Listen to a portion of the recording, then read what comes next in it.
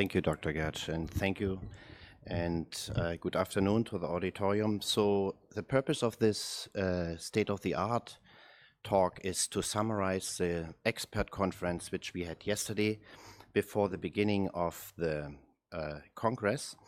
And this is how we structured this expert conference. You see different topics. We talked about tumor indications, surgical techniques, liver and volume and function, which is important in this field, and certainly also we talked on outcome. On the right side, you see the number of attendees. So we had around 200 attendees, which is pretty good for such a conference.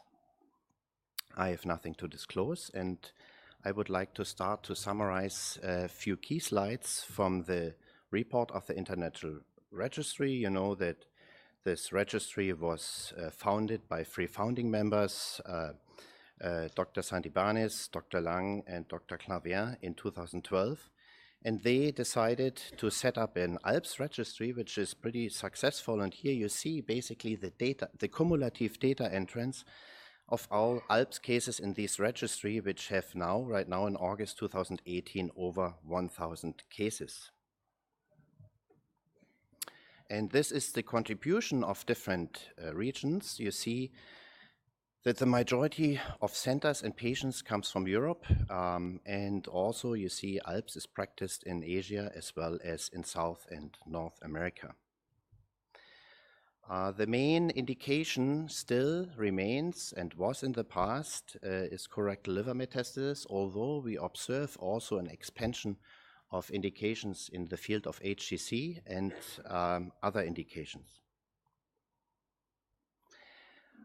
Also, we would like to show what this registry achieved in terms of registry-related publications. And you see, based on the registry, we had 15 publications, 5 in Annals of Surgery, 5 in Surgery, 3 in HBB, 1 in Surg Onc, and 1 in the World Journal of Surgery, and 3 or 2 are right now under submission.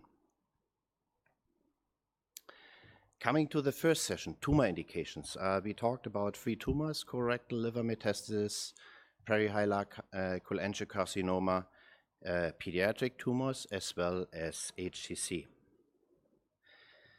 As I showed you before, colorectal liver metastasis, this is the main bulk of the indications for this procedure. And you see also on the right side, you see the bar chart, and also the blue bars reflect the proportion of colorectal liver metastasis. And you see over time, there's a shift towards colorectal liver metastasis more and more. And this is also basically the main experience of many centers, especially in Europe and North America, that colorectal liver metastasis is the main indication for ALPPS procedure. And you see here also in a previous paper, this is the first successful paper in Annals of Surgery published in 2014. At this time, we already could see that the patient with colorectal liver metastasis had the best outcome. Here, in terms of morbidity, as you can see, there was a 21% morbidity rate in terms of major morbidity for colorectal liver metastasis, but also in mortality. And you see when you combine young patients and colorectal liver metastasis, you get superior outcome. And if you combine both, your 90-day mortality at this time was already 5%. So this is basically the group which is doing very, very favorable. And also in terms of this indication, it's also important to mention the important randomized trials, which was set up and performed by the Scandinavian group, which was published in Annals of Surgery this year. Primary outcome in this randomized trial, which compared ALPPS versus portal vein embolization, 2-stage hepatectomy, showed that the primary outcome was volume increase and resectability. These were the primary endpoints of the study. Secondary outcome is complications and oncological outcome. And what they showed in this publication, and just look for the black writing, ALPPS had a better resection rate, better R0 resection rate, and had comparable 90-day mortality and morbidity compared to two-stage hepatectomy. And I also put, because the Scandinavian group is presenting these data, and I saw in the abstract that the ALPPS group as well as the two-stage hepatectomy group has the same rate of early recurrence, and this is defined as tumor recurrence during the first year. So ALPPS is, in this setting, obviously doing better. Also from Roberto Hernandez, we discussed a study where we looked on quality of life and compared this with a general population, and you see on the left side, the blue bars represent the patient with ALPPS, and the orange bar is the general population, is your reference population, and you see that ALPPS compared to the reference population is pretty much comparable. So the functionals, on the functional scale, ALPPS also achieves incorrect liver metastasis good outcome, also on the symptom scale, what you see on the right side. Next, we discussed indication for HCC, and I think here is the Hong Kong group, the leading center, as well as all Asian centers, because they face more and more this kind of tumor compared to us in Europe or the Western Hemisphere. And you see they reported on 42 patients, 38 had HCC. And in this, I would say, high-risk population, they could demonstrate that they had acceptable morbidity after stage 1 and stage 2. And also the 90-day mortality was 7.1%, which is acceptable in case that you have to deal with cirrhotic or end-stage liver disease.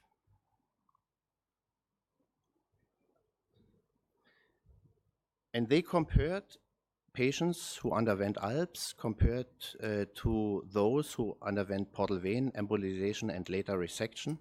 And you see that the 5-year survival rate, which is on the left side, and the 5-year disease-free survival on the left side and the 5-year overall survival rate on the right side is pretty much the same between the ALPPS and the portal vein embolization group. So in certain indication, ALPPS achieves comparable not only preoperative or postoperative outcome, also comparable oncological outcome.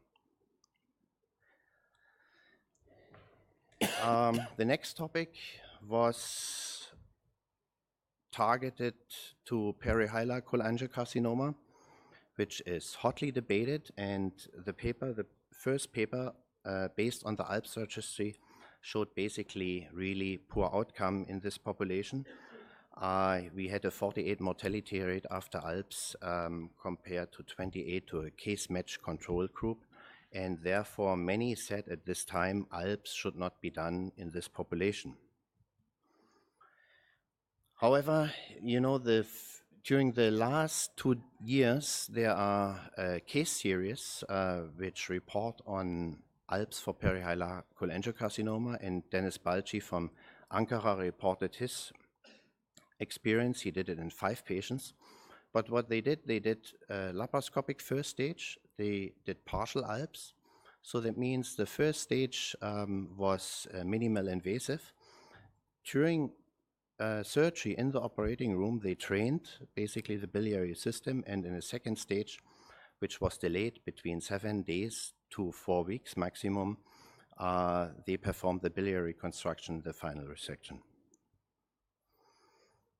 These data are, I would say, it's not a big population, but it compares to the other etiologies that you achieve also if you do a good selection in perihilar cholangiocarcinoma, that you can achieve comparable outcome compared to ALPPS in colorectal liver metastasis. And then we had a new topic. We always discussed in the past on adult patients, but also we have certain liver tumors which need major surgery, major hepatectomy, or even liver transplantation. And Dr. Hong from Milwaukee presented his case, and it's basically, I call this the N=1 study to prove the concept that this procedure works also in the youngest of us. So he performed an ALPPS procedure in a 54-old-year baby, a 50-old-day baby, so pretty much just 2 months old, suffering from hepatoblastoma. And you see on the left side, you see that pre-stage 1, there was a remnant liver of 24%, and after stage 1 surgery, before they went to stage 2, it increased to 38%. And this was successfully done. And as we heard, this kid is tumor-free 2 years after this procedure. They also presented what is known worldwide. I think the experience is limited. We have a total number of 8 patients, pediatric patients, where this procedure was performed. But I guess that not all world experience reflects this one. So if somebody has additional cases, please contact us because we would like to expand the experience in this very special population. And you see that they're different ages, but the youngest is 2 months old and was successfully resected by ALPPS and is now 2 years tumor-free. Based on this, there was also proposed a treatment algorithm for hepatoblastoma. So if it's resectable at diagnosis, you resect. If it's unresectable, you undergo neoadjuvant treatment. And if it remains unresectable after neoadjuvant treatment, these kids will offered liver transplantation. And if this becomes resectable, then we will decide on the FLR. And if we have an inadequate FLR there, we think is a good indication for this ALPPS procedure in this special population. Next, we discussed on surgical techniques. We know that the procedure was developed as classical ALPPS. It means you complete transect the transection plane. And this was reported by Hauke Lang, who is founding member of the ALPPS registry. And the problem with total transection is that it might be you cross certain important structures, for instance, the middle hepatic vein, and even if you go down and complete transect, it might be you even can cut arterial inflow as well as, if you have variations, biliary structures. So there's always a risk for necrosis, especially segment 4, and the question is, should we be less invasive, or should we take into account that we have a risk of liver necrosis with infection after stage 1? Therefore, it's important, and we follow this concept together with Eduardo and others, that we do a partial transection, that we really preserve the outflow, the mid-hepatic vein, and also all important branches to segment 4, and this is important. Also, this preserves certainly the artery, and we could show that a partial split is effective as the classic ALPPS. And these are the slides from the Argentinian group, which introduced the concept of mini ALPPS. And Eduardo showed this very impressive yesterday. The previous concept, or let's say the traditional ALPPS concept, is that stage 1 is pretty heavy. So it's an invasive operation, you do it open and you do total transection with a risk of necrosis. And the stage 2 is done very fast. So the liver is already devascularized. You just have to divide the hepatic vein and the artery, and then you take out the resection specimen. But there was especially at the period where we faced so many morbidity and mortality during the interstage interval, that we thought, and this idea also comes from Eduardo, that we reduce the invasiveness of stage 1, because we don't know if everybody will reach stage 2. And will preserve, let's say, the more invasive procedure for stage 2. How we can reduce stage 1? We do a FLR cleanup. That means all the little metastases will be removed in the future liver remnant. It will be performed a partial transection. You can do it even with portal vein embolization that you do in hybrid, or an embolization procedure during the stage 1 surgery. And second, you can do all this by minimal invasive approach. And certainly we all know who are doing this, that stage 2 is more challenging. You have to face a regenerating liver, it's bleeding more. But I think with good control and good dissection, you have all these things under control. And this is important because we develop now, together with the entire community, less invasive procedures.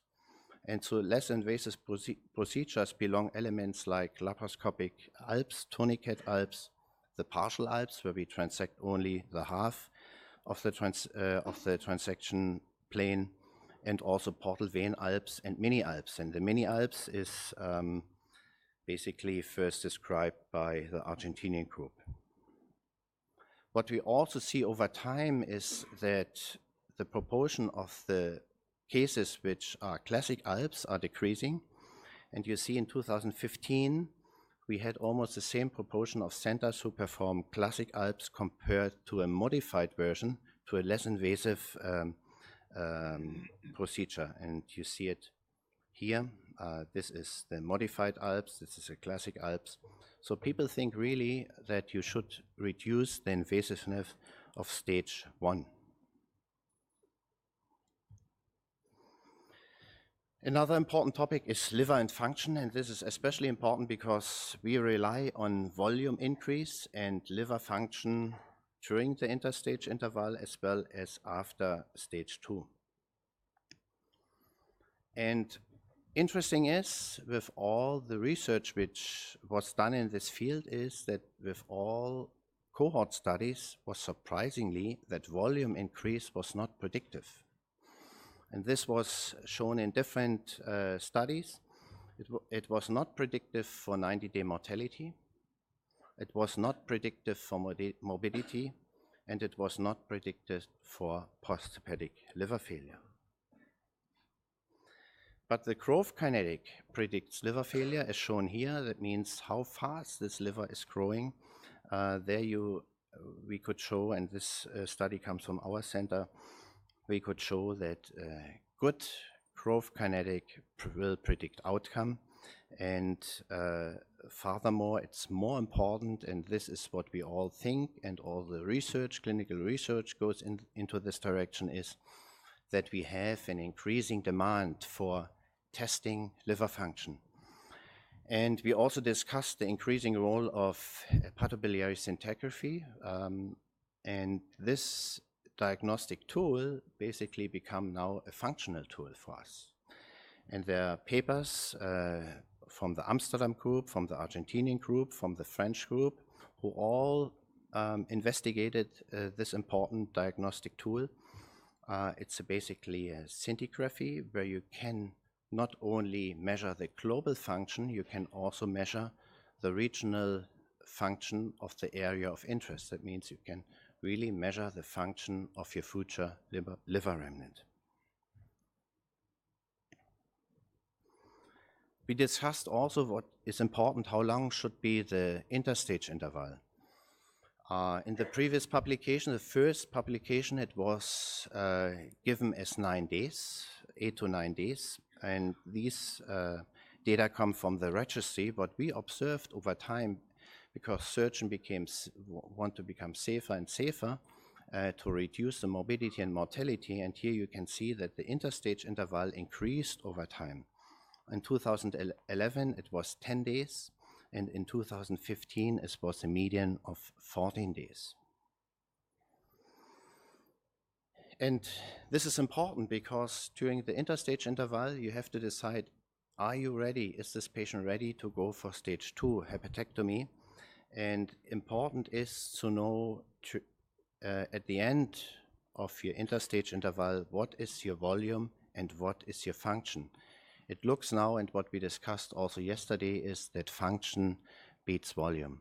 So you should always look for function if you have the opportunity. Not everybody has the resources, I learned this, but if you have this, then certainly you should have your attention on function. And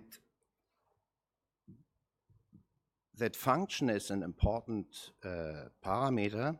It's also reflected by the pre-stage risk score which we developed, and you see two elements in this risk scores are bilirubin before stage 2 and creatinine before stage 2. So these are some surrogate markers for the liver function and not for the volume. Volume was not an element of this stage 2 risk factor which predicts mortality.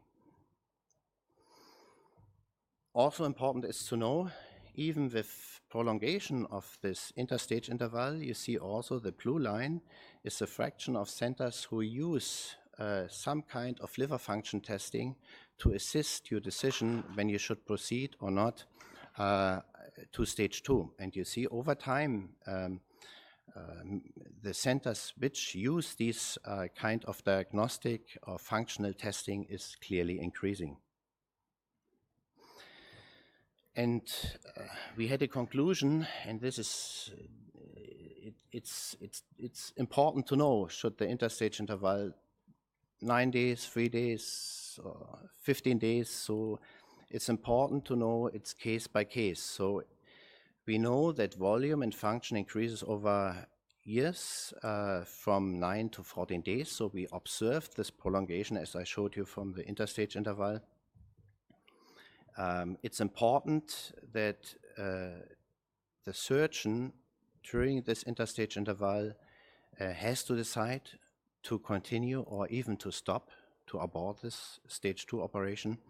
We know that it's now time to assess not only for volume, it's also time to assess really the liver function. And there is no, what we discussed under the expert, there is no fixed rule for duration. So you have to see it case by case. You have to see what is the function, what is the volume. It might be you achieve everything after 8 days, then you go after 8 days, or you have to wait 14 days, then you will go for stage 2 after 14 days. The last topic which we discussed is oncological outcome in ALPPS. And this is important since we had not a long follow-up to have really meaningful impact. What is the oncological outcome? And we also looked at early postoperative outcome, which was presented by the Hamburg group. And what we saw over time is, if you see here, the left upper figure, that your mortality decreased over time clearly. Also the predicted risk, which predicts mortality, also decreased over time.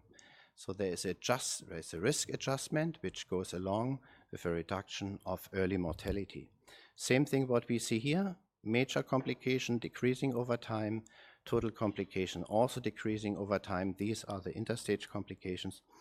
And also I think the lower button figures I showed you already, the shift towards colorectal liver metastasis here, and also the increased fraction of procedures which are now done minimal invasive, or let's say with reduced invasiveness.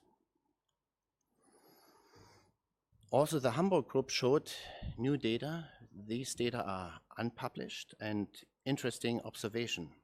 What they did is they measured it's a single center study. They measured the creatinine during the interstage interval and also after stage 2.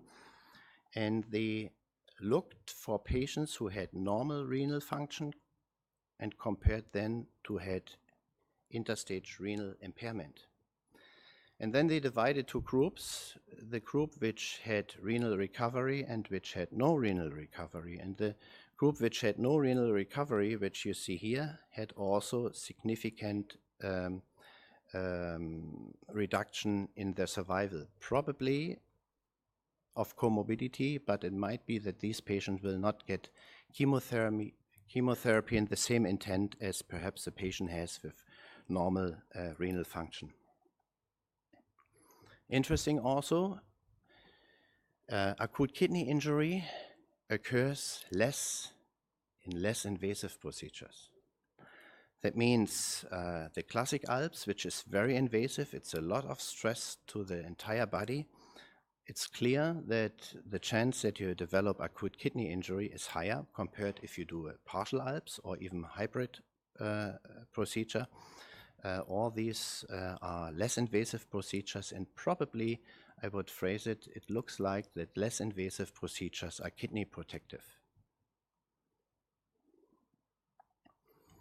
And then we presented the first outcome analysis on ALPPS in colorectal liver metastasis, which is a preliminary analysis. Also, these data are not yet published, and it combines basically patients with colorectal liver metastasis in and outside of the registry. And the preliminary population size of the data which I present to you is almost 200 patients, but these patients have complete oncological follow-up. And this is always a problem with a registry, that we don't have a complete follow-up.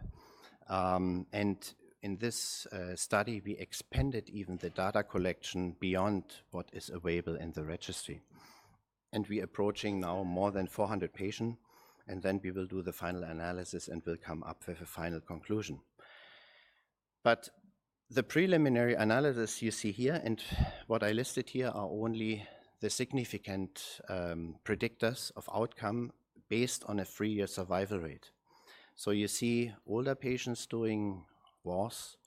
Also, if a patient has primary nodal status, which is positive, as positive lymph nodes, it's a negative predictor. Also, patients, this was surprisingly for me a little bit, who present with synchronous disease do not so good as patients with metachronous disease. Also, patients who have no upfront chemo, which we should not do in these days, have inferior outcome, and also the number of cycles, what you see here. So patients who have less than 6 cycles chemotherapy before stage 1 do better than these patients who need probably 6 or more, which is probably an indicator that these patients don't respond very well to chemotherapy.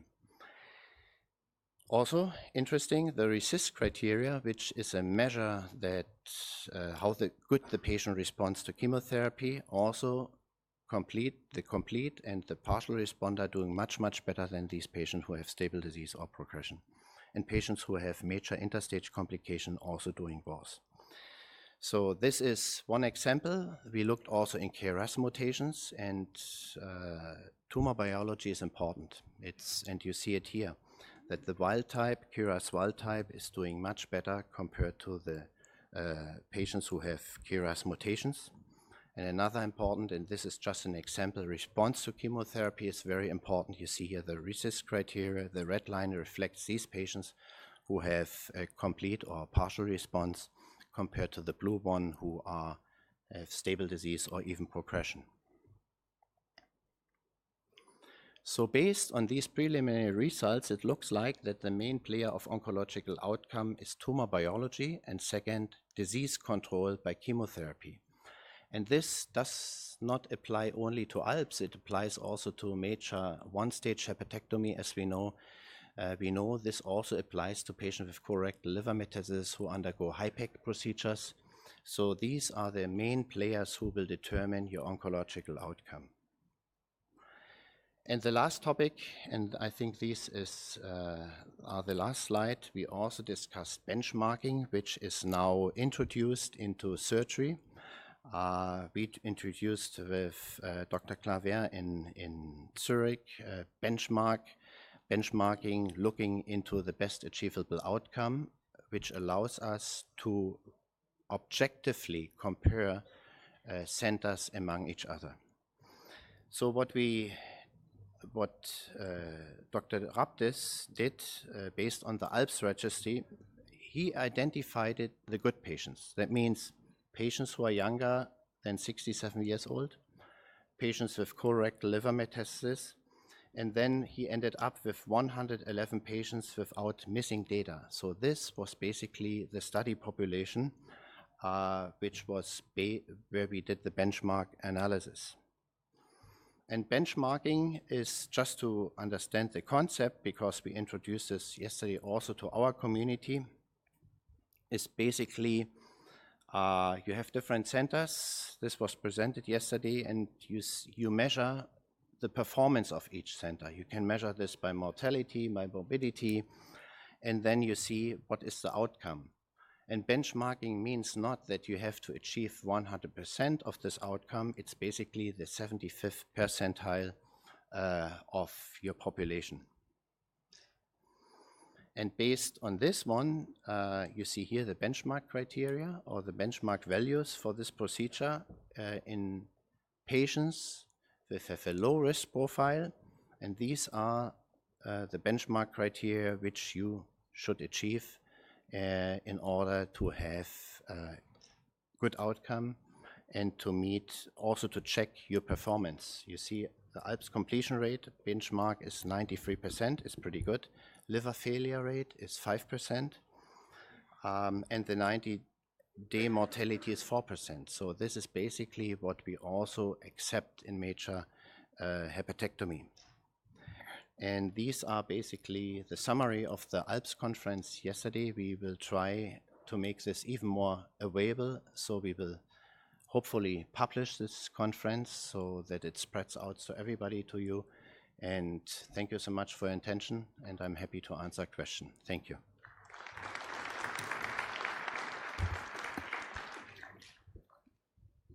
Thank you, Dr. Petrowsky.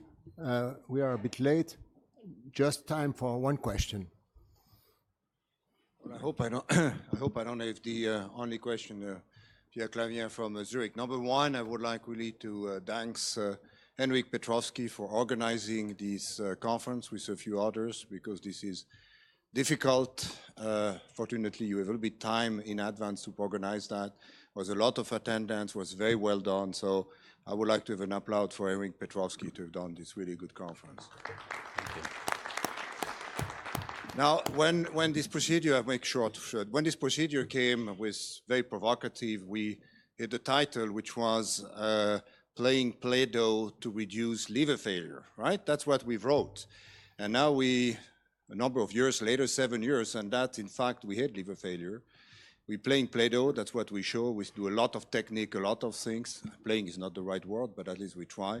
We have a high liver failure, and it seems that we've achieved now. I mean, all the focus is to reduce this liver failure to a decent number, but that was not what's totally expected at the beginning. So my question to you is that for people who would like to embark and start, that are convinced that ALPPS has some indication, could you tell us which patient they would select? Should we stay only with colorectal, etc.? You wrote paper on that topic with the registry. We have a lot of opinions, which is good, but most of what we hear are small series, personal opinion. What, after this conference, would you advise a young group who has expertise in liver surgery, have to deal with complex patients? Which one you think they should really seriously consider ALPPS or a variation of ALPPS to treat these tumors? Thank you so much for this question. I just focus now on colorectal because they are the majority of our patients. What we know, and also from my personal experience, don't do an ALPPS if this patient progress under chemotherapy. These patients will progress after chemotherapy, after ALPPS, and you have no chance, perhaps if you have a complication, to give chemotherapy. Also, I think this will be more and more important. We're moving more to a personalized medicine approach, and ALPPS is not different what we do perhaps in major hepatectomy. I think the study will show that we probably have to identify risk groups. So if you have, let's say, KRAS mutation and you have progression under chemotherapy, I would not go for ALPPS. Important is that you have to control the disease. Otherwise, it's impossible to do surgery because you will always behind the tumor biology. I think that's a very important message. And I think also it's important, it has a role, and we saw this from Hong Kong. If you select very well patient, it has a role in cirrhotic patient. When your function still is okay, we don't speak about child B or high MELD scores, but if a patient has a very well preserved liver function and the tumor location requires an ALPPS procedure, then I think it's a clear also indication to go for this. Perihilar cholangiocarcinoma, I think the field is moving.